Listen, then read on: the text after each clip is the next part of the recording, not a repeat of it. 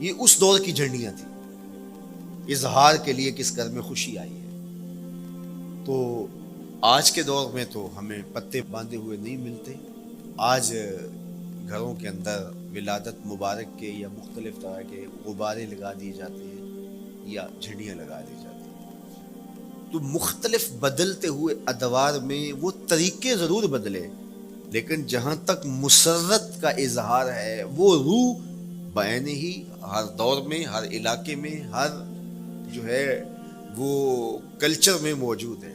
کسی بھی خوشی پہ مسرت کا اظہار، مسرت اور سرور اور کیفیت کا اظہار، یہ انسانی زندگی ہے۔ اسلام ہمیں مسرتوں کے اظہار اور شکرانے کی صورت کے بہت سارے طریقے دیے، اس میں سے روزہ رکھنا بھی ہے۔ ان طریقوں میں سے ایک طریقہ نوافل ادا کر کے شکر کا اظہار کرنا بھی ہے، خیرات بانٹ کے لوگوں کو کھانا کھلا کے مسرت کا اظہار کرنا ہے، لوگوں کو لباس پہنا کے مسرت کا اظہار کرنا ہے۔ اور اسی طرح دعوت ہے، مختلف مواقع پہ مختلف چیزیں ہیں۔ پیر کے دن حضور علیہ السلام روزہ رکھتے تھے، پوچھا حضور آپ پیر کے دن روزہ کیوں رکھتے ہیں؟ قال فیہ ولدت، کہا اس دن میں پیدا ہوا تھا۔ تو اپنی ولادت کا حضور دن پیر روزہ رکھ کے اللہ کے شکرانے میں دن گزارتے تھے۔ وہ حضور علیہ السلام کی زندگی کا ایک ایک لمحہ رب کے تشکر میں بسر ہوتا ہے، لیکن حضور نے اس کی وجہ بیان کر دی کہ میں اس دن کا روزہ خاص طور پہ اس لیے رکھتا ہوں، فیہ ولدت، اس دن میری ولادت ہوئی تھی۔ اللہ اکبر۔ تو حضور کی ولادت اللہ کی بہت بڑی نعمت، اور اس پر شکرانہ خود میرے حضور نے ادا کیا ہے۔ علماء نے لکھا ہے کہ حضور کی ولادت کی خوشی یہ اللہ کی رضا کا سبب اور ذریعہ ہے۔ آپ نے سنا علماء سے کہ دین کا سب سے بڑا دشمن جس کا نام لے کے مذمت کی گئی وہ ابو لہب ہے۔ پورے قرآن میں کسی اور کافر کا ابو جہل کا نام بھی نہیں، عتبہ عتیبہ اور امیہ کا نام بھی نہیں ہے، لیکن نام لے کر کے مذمت اگر کسی شخص کی گئی وہ تو ابو لہب کی گئی۔ حضور علیہ الصلوۃ والسلام جب کوہ صفا پہ جلوہ فراز ہوئے، وَأَنذِرْ عَشِيرَتَكَ الْأَقْرَبِينَ، حکم ہوا پہلے قریبی لوگوں کو آپ اللہ کا ڈر سنائیں۔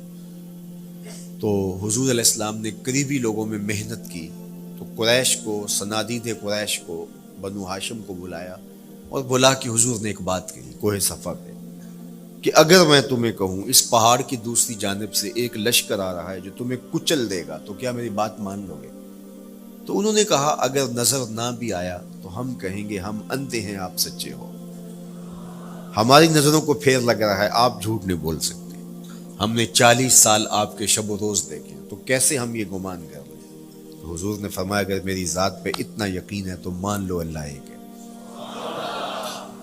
تو ابو لہب سب سے پہلے بولا تبا لک ھنالک سائر الیوم الہذا جمعتنا، معاذ اللہ، کہ آپ کا معاذ اللہ ہاتھ ٹوٹ جائے، آپ نے اس لیے ہمیں جمع کیا تھا۔ تو اللہ تعالیٰ جل شانہ نے اس کا جواب دیتے ہوئے ارشاد فرمایا تبت یدا ابی لہب وتب، ظالم تیرے دونوں ٹوٹ جائیں، ظالم تیرے دونوں ٹوٹ جائیں۔ تو ابو لہب کا نام لے کے مذمت کی گئی، لیکن یہ بدترین کافر جب حضور کی ولادت ہوتی ہے تو اس کی لونڈی سویبہ اس کو جا کے خبر دیتی ہے کہ تیرے مرحوم بھائی کے گھر بیٹا پیدا ہوا ہے۔ تو یہ بہت خوش ہو گیا ہے، اس لیے نہیں کہ نبی تشریف لائے، اس لیے کہ میرے مرحوم بھائی کے گھر میں چراغاں ہوا۔ تو بھتیجا ہونے کے ناطے اس کو ایک سرشاری اور خوشی ہوئی، اور لونڈی کے خبر دینے پر اس نے اشارے سے اس کو کہا جا تو آزاد ہے۔ اللہ اکبر۔ یہاں سے یہ بھی سمجھیں کہ حضور نے صحن کائنات میں قدم رکھا، غلاموں کو آزادی ملنے لگی، غلامی کی زنجیریں ٹوٹنے لگی۔ تو سویبہ کو کہا جا تو آزاد ہے۔ خیر ابو لہب کی ساری زندگی آپ کو پتہ ہے، لیکن جب مر گیا تو حضرت عباس رضی اللہ تعالیٰ عنہ کو خواب میں ملا. انہوں نے کہا سنا کیسی بیت رہی ہے؟ اس نے کہا سخت مشکل میں ہوں، ڈاڑھی تکلیف ہے، حضور کی مخالفت بڑی مہنگی پڑی.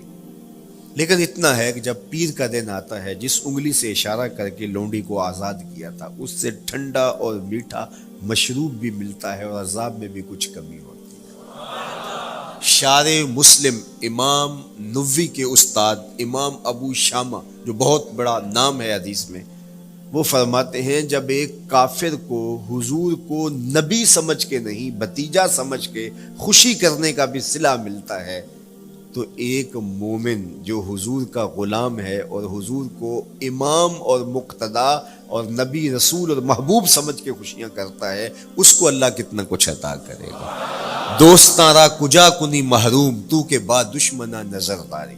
جب تو دشمنوں کو اتنا دیتا ہے تو دوستوں کو کتنا عطا کرے گا. تو حضور کی آمد پر مسرت کا اظہار، بشاشت کا اظہار، یہ اہل ایمان کا طریقہ رہا ہے. ہاں جو اس کا انداز ہے، کسی کو نوافل میں زیادہ سرور ملتا ہے وہ نوافل کثرت سے پڑھ لے، کسی کو زیادہ سرور روزے میں آتا ہے تو وہ روزے رکھ کر کے اس شکرانے کو ادا کرے. کوئی ذکر کی مجلس سجا لے. مختلف طریقے موجود ہیں. حضور علیہ السلام تشریف لائے، صحابہ بیٹھے ہوئے تھے، صحیح مسلم میں روایت ہے، سنن نسائی میں ہے اور بھی کتب حدیث میں. محفل بپا تھی تو حضور نے آ کہا ما اجلسکم، کیوں بیٹھے ہوئے ہو؟ تو جو انہوں نے جواب دیا وہ سنیے. جلسنا نذکر اللہ ونحمدہ علی ما ہدانا لدینہ ومن علینا بکا. حضور ہمارے بیٹھنے کا مقصود یہ ہے کہ ہم اللہ کا شکر ادا کر رہے ہیں اس بات پر کہ اس نے ہمیں ہدایت دین عطا کی، ومن علینا بکا، اور آپ کی صورت میں ہمارے اوپر احسان کیا، ہمیں آپ عطا ہوئے، اس پر اللہ کا شکر ادا کرنے کی مجلس سجائے بیٹھے. اب بات تو سادہ سی تھی، لیکن میرے حضور نے ان سے کہا کیا تم اس بات پہ قسم دے سکتے ہو کہ اسی لیے بیٹھے ہو؟ تو انہوں نے کہا جی ہم قسم دیتے ہیں ہم اسی لیے بیٹھے. فرمایا اٹھاؤ قسم. تو صحابہ نے باقاعدہ قسم دی. ہم قسم اٹھاتے ہیں، ہمارے بیٹھنے کا مقصد یہ ہے کہ اللہ کا شکر ادا کر رہے ہیں اور آپ کی صورت میں جو انعام خداوندی ملا ہے اس پر اللہ تعالیٰ کا شکریہ ادا کر رہے ہیں. حضور نے باقاعدہ ان سے قسم لی اور انہوں نے باقاعدہ قسم دی. اب صحابہ کو حیرت تو تھی کہ یہ موقع قسم کا تو نہیں تھا، لیکن حضور نے قسم لی ہے. کیوں؟ حیرت تو استجاب کی کیفیت تھی. حضور علیہ السلام نے فرمایا صحابہ میں تم سے جو ابھی قسم لی ہے یہ کسی تہمت کی بنیاد پر نہیں لی، یعنی تمہارے قول کی صداقت میں مجھے کوئی شک نہیں تھا کہ میں نے قسم سے تصدیق کی ہو، بلکہ اس کا سبب اور تھا. بعض اوقات قسم اس لیے کی جاتی ہے کہ کسی متردد ذہن کو مطمئن کرنا ہوتا ہے، اور بعض اوقات قسم واقعہ کی اہمیت کو بڑھانے کے لیے کی جاتی ہے. کوئی بندہ کہہ رہا ہے کہ جناب فلاں صاحب آ رہے ہیں ہمارے گھر میں، مہمان آ رہے ہیں، تو گھر کا اچھا کہتا ہاں قسم اللہ کی، تو اس کا یہ مطلب نہیں کہ اس کے شک ہوتا ہے. اس کی خوشی اور اس کی مسرت کے اظہار کو بڑھانے کے لیے وہ کہتا ہے کہ ہمارے گھر کے اندر آج فلاں آ رہا ہے، تو وہ کہتا اچھا کہتا ہاں ہاں قسم اللہ کی وہ آ رہا ہے. تو یہ متردد کا شک دور کرنے کے لیے قسم نہیں ہے، یہ بلکہ اس کی خوشی اور سرشاری کو پختہ کرنے کے لیے ہے. تو عربوں میں قسم مختلف وجہ سے کی جاتی تھی. تو حضور نے فرمایا یہ جو میں نے تم سے قسم لی ہے یہ کسی تہمت کی بنیاد پہ نہیں لی، بلکہ اس قسم کا سبب کیا ہے سنو. پھر حضور نے خود بتایا. فرمایا تم یہاں بیٹھے تھے، میں حجرے میں بیٹھا تھا، اتانی جبریل علیہ السلام، میرے پاس جبریل امین حاضر خدمت ہوئے. فاخبرنی ان اللہ یباہی بکم الملائکہ، تو مجھے انہوں نے خبر دی ہے. محبوب ذرا باہر تو نکل کے دیکھو، صحابہ تمہارے اس عمل پر اللہ فرشتوں میں ناز کر رہا ہے، اللہ فرشتوں میں فخر کر رہا ہے کہ دیکھو میں نے ان کو نعمت دی، کتنے قدردان نکلے، اس نعمت کا شکرانہ ادا کر رہے ہیں. اور آج اگر ہم اپنے گھر میں بیٹھ کے، اپنی مسجد میں بیٹھ کے حضور کی صورت میں انعام خداوندی کا شکریہ ادا کرتے ہیں تو اللہ کی رحمتوں سے بعید نہیں کہ اللہ فرشتوں سے کہے دیکھو صدیاں بیت گئیں یہ آج بھی شکرانہ ادا کر رہے ہیں، اور یہ بات میری اور آپ کی بخشش کی ضمانت قرار پائے. تو حضور کی صورت میں جو انعام ہوا، حضرت حسان بن ثابت اکثر کہا کرتے تھے منا علینا ربنا ام بعث فینا محمدا، ہمارے رب نے ہمارے اوپر احسان کر دیا ہے کہ محمد عربی عطا کر دیے.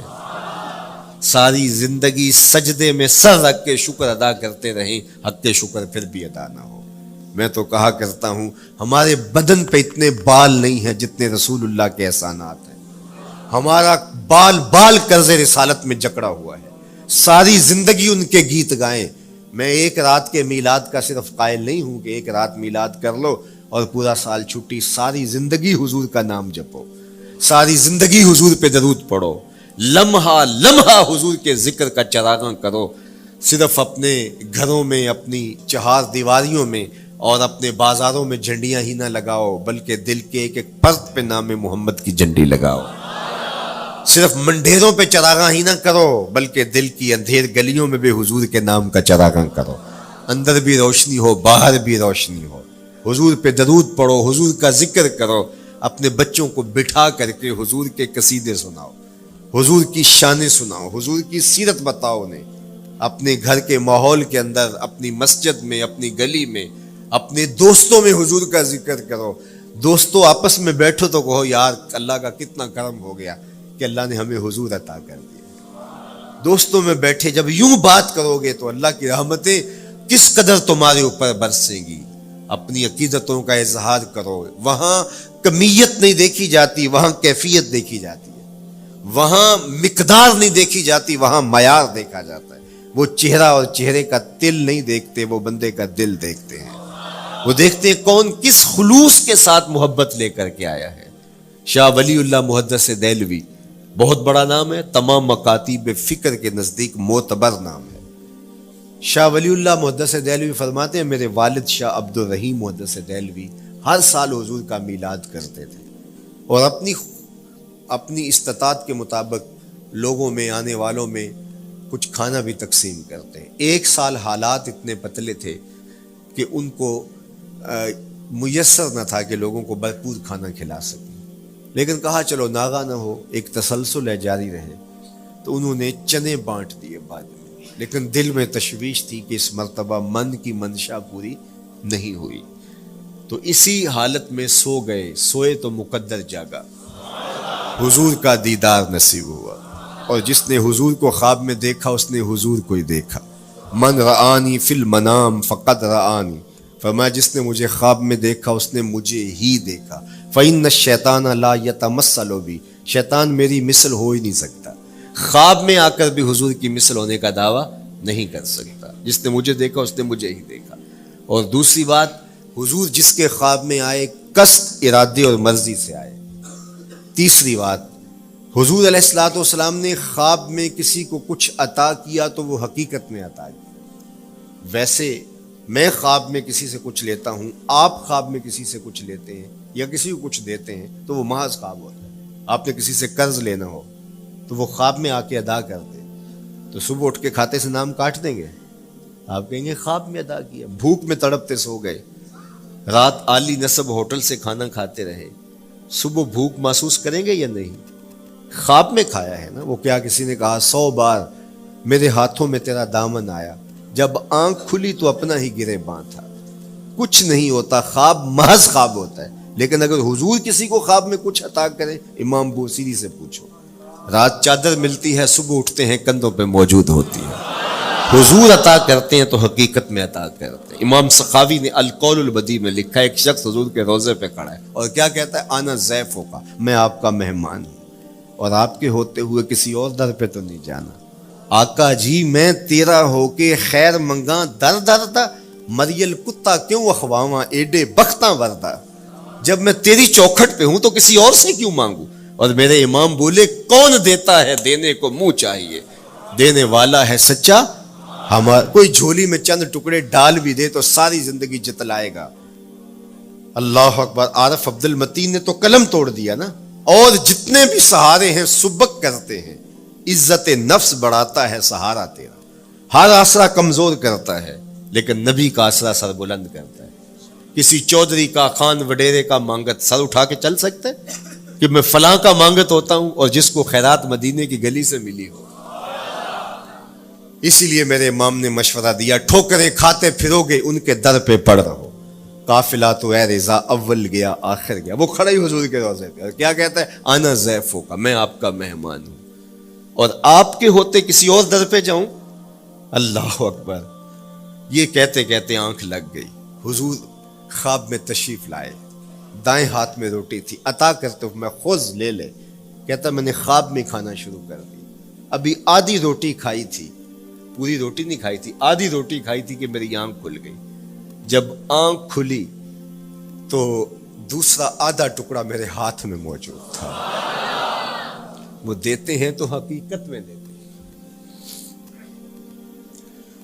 تو شاہ ولی اللہ محدث دہلوی فرماتے ہیں کہ میرے والد شاہ عبد الرحیم محدث دہلوی نے خواب میں حضور کو دیکھا، اور چونکہ دن یہ عمل گزرا تھا اور کہ مہمانوں کو خاطر خواہ تواضع نہیں کر سکا تھا، تو حضور کے سامنے نواع اقسام کی چیزیں پڑی ہیں، اور ان میں میرے والے چنے بھی موجود ہیں، اور حضور ان کے ساتھ شفقت فرما رہے ہیں. تو یہاں معیار دیکھا جاتا ہے، مقدار نہیں دیکھی جاتی.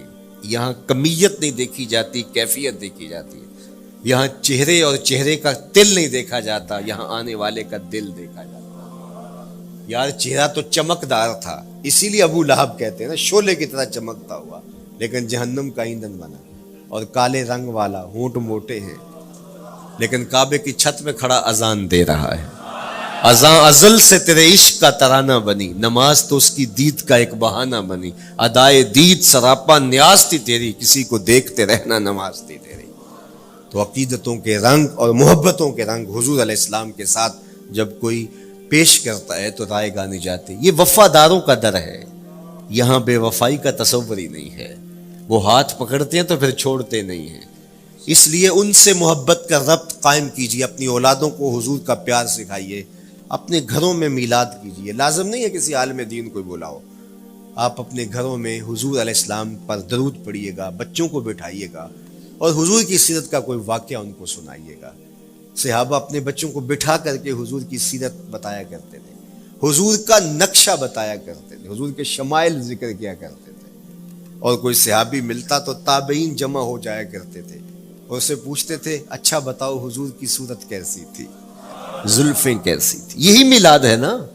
میلاد میں حضور کے فضائل کا ذکر ہوتا ہے، شمائل کا ذکر ہوتا ہے، خصائل کا ذکر ہوتا ہے. اور موسم حج کا ہے. ایک اونچے ٹیلے پہ حضرت سیدنا ابو طفیل چڑھ گئے. یہ آخری صحابی ہیں، اس کے بعد کوئی صحابی نہیں. آخر میں سب سے آخر میں فوت ہوئے 110 ہجری میں، حضور کے وصال کے 100 سال بعد تک زندہ رہے. اونچے ٹیلے پہ چڑھ گئے اور لوگوں کو کہا لوگوں آؤ، اس وقت روئے زمین پہ میرے علاوہ کوئی نہیں جس نے حضور کو دیکھا، بس انہی آنکھوں نے حضور کو دیکھا ہے. کیا ناز ہے. میرے ایک استاد ہوتے تھے سر محمد علی حاشر، اللہ ان کی قبر پہ رحمت نازل کرے. تو وہ بڑے بڑے مشاہیر اہل سخن سے ملے تھے تو وہ بات کرتے تھے. میں مولانا ظفر علی خان کا مصاحب رہا ہوں، میں نے اقبال کو دیکھا ہے. داغ دہلوی نے اپنے شاگردوں سے کہا تھا آنے والی صدیاں تم پہ ناز کریں گی اے لوگو، تم نے داغ کو دیکھا، تم نے داغ سے باتیں کی ہیں. یار جس نے داغ دہلوی کو دیکھا ہے وہ تو ناز کریں، جس نے اقبال کو دیکھا ہے وہ تو فخر کریں، جو مشاہیر اہل سخن کے پاس بیٹھتا رہا ہے وہ تو فخر کریں، اور جس کی آنکھوں نے جمال محمد عربی دیکھا ہے وہ اپنے مقدر پہ ناز کیوں نہ کریں. تو کہا لوگوں آؤ، اس وقت روئے زمین پہ میرے علاوہ کوئی نہیں جس نے حضور کو دیکھا ہو، آؤ مجھ سے حضور کی باتیں سنو. لوگ جمع ہو گئے اور کہا صف لنا رسول اللہ، تم نے حضور کو دیکھا ہے تو بتاؤ حضور کیسے تھے. تو حضرت ابو طفیل نے 3 لفظوں میں میرے حضور کا حلیہ بیان کیا، یاد کر لو. حضرت ابو طفیل نے کہا کان رسول اللہ صلی اللہ علیہ وسلم ابیض ملیحا مقصدا. ایک تو چٹے رنگ کے تھے، ایک تو حضور کا رنگ گورا تھا. دوسری بات ملیحن، حضور کا حسن نمکین تھا. اور تیسرا مقصدا، حضور متوازن تھے، نہ قد لمبا نہ قد پست، سوا صدر والبطن، سینہ اور پیٹ برابر. لیسا بالطویل الممغط ولا بالکثیر المتردد، نہ پست کے عجیب دکھائی دیں نہ اتنے لمبے کے عجیب لگے، بلکہ درمیانہ قد. لیکن اذا جامع القوم غامرہم، سن لو حضور کا قد تو درمیانہ تھا، لیکن جب لوگوں کے درمیان چلتے حضور کے کندھے لوگوں کے سروں سے اونچے دکھائی دیتے. یہ اللہ نے شان دی اپنے محبوب. مکھ چند بدر شاہ شانی متھے چمک دی لاٹ کالی زلف تے اکھ مستانی.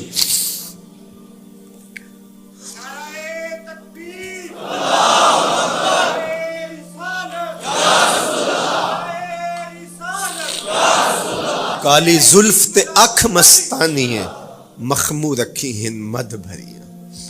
میں آپ کو مدینے کی گلی میں لے جانا چاہتا تھا کہ حضور علیہ السلام کی جب آمد ہوئی تو اہل مدینہ نے کس طرح جلوس نکالا. وہ عقیدتوں کے کیا رنگ تھے، لیکن وقت سمٹ گیا. لیکن اتنا سن لو کہ جب حضور تشریف لائے تو جنوبی سمت سے حضور آئے تھے. جب انہوں نے دیکھا نا تو اچانک ودا کے پہاڑوں کی اوٹ سے حضور دکھائی دیے. تو سیاہ پہاڑ ہیں، تو ان سے جب حضور کا چمکتا ہوا چہرہ دکھا نا تو بے ساختہ انہوں نے کہا طلع البدر علینا. وہ دیکھو چاند چڑھ گیا ہے. طلع البدر علینا، وہ دیکھو چاند چڑھ گیا. یہ شاعری خود بخود ہوتی ہے، خود بخود ترتیب. ایک ہوتی ہے آورد، ایک ہوتی ہے آمد. یہ آمد ہے. طلع البدر، وہ دیکھو چاند چڑھ گیا. من سنیات الوداع وجب الشکر علینا. مورخ اسلام حفیظ جالندری نقشہ کھینچتے ہیں جنوبی سمت سے اٹھا ایک نوری غبار آخر. جنوبی سمت سے اٹھا ایک نوری غبار آخر، سواد شہر میں داخل ہوا ناکا سوار آخر. زباں پر اشرق البدر علینا کی صدائیں تھیں، دلوں میں ما دعا للہ دائی کی دعائیں تھیں. نبوت کی سواری جس طرف سے ہو کے جاتی تھی، درود و نعت کے نغمات کی آواز آتی تھی. کہیں معصوم ننھی بچیاں تھیں دف بجاتی تھی، رسول پاک کی جانب اشارے کر کے گاتی تھی اور کہتی کیا تھی؟ ہم ہیں بچیاں نجار کے عالی گھرانے کی، خوشی ہے آمنہ کے لال کے تشریف لانے. خوشی ہے آمنہ کے لال کے. عجیب رنگ بکھرے ہوئے تھے. حضور نے جب بچیوں کو دیکھا تو فرمایا تم مجھ سے محبت کرتی ہو؟ انہوں نے کہا ہم دل و جان سے آپ سے پیار کرتی ہیں. تو حضور نے فرمایا واللہ انا احبکن، اللہ کی قسم میں بھی تم سے پیار کرتا ہوں، میں بھی تم سے پیار کرتا ہوں. لوگ گھروں کو سجائے بیٹھے، ہلم الینا یا رسول اللہ الی العدد والعدۃ والمنع. حضور آ جاؤ نا، آ جاؤ، ہمارے پاس اسلحے بھی ہیں، کسی نے حملہ کیا توڑ کے رکھ دیں گے. ہمارے بڑے بڑے گھر ہیں، مہمان آئے سنبھال لیں گے، رک جاؤ نا ہمارے گھر. اب اتنے چاہنے والے ہوں تو کس کو پذیرائی دیں. حضور اونٹنی کی مہار گردن پہ ڈالتے تو مت خلو سبیلہا ناقتی مامورۃ من اللہ، اس کی راہیں چھوڑ دو، یہ اللہ کے حکم کی پابند ہے. کہتے لوگوں نے اونٹنی کو چارہ دکھانا شروع کر دیا کہ چلو اونٹنی بیٹھ جائے. اللہ اکبر. پانی ہڑا نو لوڑ کی راہ براندی. پہنچے آپ دریار سرکار یارا. یار جب محبت پیدا ہوتی ہے یار منانے کے ڈھنگ بھی سیکھ لیے جاتے ہیں. محبت بتا دیتی ہے محبوب کو کیسے منانا ہے. لیکن حضور فرماتے خلو سبیلہ ناقتی مامور، راہیں چھوڑ دو، میری اونٹنی اللہ کے حکم کی پابند ہے. یہ سبز چاروں کے لالچ میں آنے والی نہیں ہے، چھوڑو اس کا راستہ. اللہ اکبر. جب بنو نجار کے محلے سے حضور گزرے، یہی بچیوں نے طلع البدر علینا پڑھا تھا اور یہی محلہ حضور کے ننیال کا محلہ تھا. انہوں نے جو لفظ کہے امام صالحی نے، اللہ ان کی قبر پہ کروڑوں رحمتیں نازل کرے. سبل الہدا والرشاد میں نے کئی مرتبہ یہ مقام پڑھا ہے. باب الہجرہ مسلم شریف باقی کتب حدیث میں بھی ہے، لیکن امام صالحی نے بہت ساری احادیث جمع کی ہیں اور انہوں نے یہاں جو منظر بیان کیا ہے، انہوں نے جو لفظ کہے نا جب حضور آئے بنو نجار کے محلے سے گزرنے لگے تو ذرا لفظوں کی چاشنی دیکھیے، ان لفظوں سے ٹپکتے شہد کو دیکھیے. تو انہوں نے آگے بڑھ کے حضور کو دعوت دی اور لفظ کیا کہیں؟ ہلم الی اخوالک یا رسول اللہ الی العدد والعدۃ والمن. حضور ادھر تو رک جاؤ، یہ تو آپ کے ماموں کے گھر ہیں، یہ تو آپ کے ننیال کا محلہ ہے. لیکن حضور نے فرمایا کہ بس میری راہیں چھوڑ دو. پھر اونٹنی جا کے کہاں بیٹھی؟ نیویاں دا پرونا ہے میرا نبی. کوٹھیاں تے چڑھے ویخ دے رہ گئے. سہل اور سہیل دو یتیم بچے تھے اور ان کی خالی جگہ پڑی تھی. جا کے اونٹنی وہاں بیٹھ گئی. اٹھایا گیا پھر بیٹھ گئی. قریب ترین مکان حضرت ابو ایوب انصاری کا تھا. دوڑے آئے سامان اتارنے لگے. کہا حضور اونٹنی کو اب نہ اٹھاؤ، اب تو میرے وقت جاگ پڑے ہیں. پھر ان کی کیفیت کیا تھی؟ امروز شاہ شاہاں مہمان شدست مارا. امروز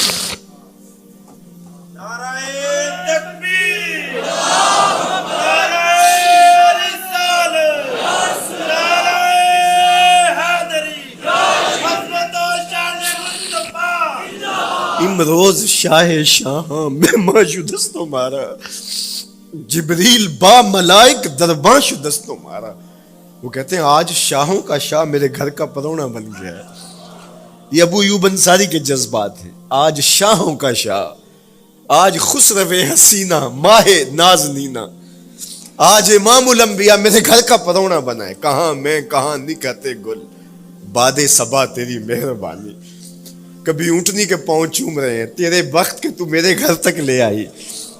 تو کہا امروز شاہ شاہاں مہمان شدست مارا، آج شاہوں کا شاہ میرے گھر کا مہمان ہے. پھر آگے کیا کہتے ہیں؟ جبریل با ملائک درباں شدست مارا. لوگوں جبریل کو دیکھو، آج میرے گھر کا پہرا دے رہا ہے، آج میرے گھر کا چوکی دار بنا ہوا ہے، کیونکہ میرے گھر میں حضور ٹھہرے ہوئے ہیں.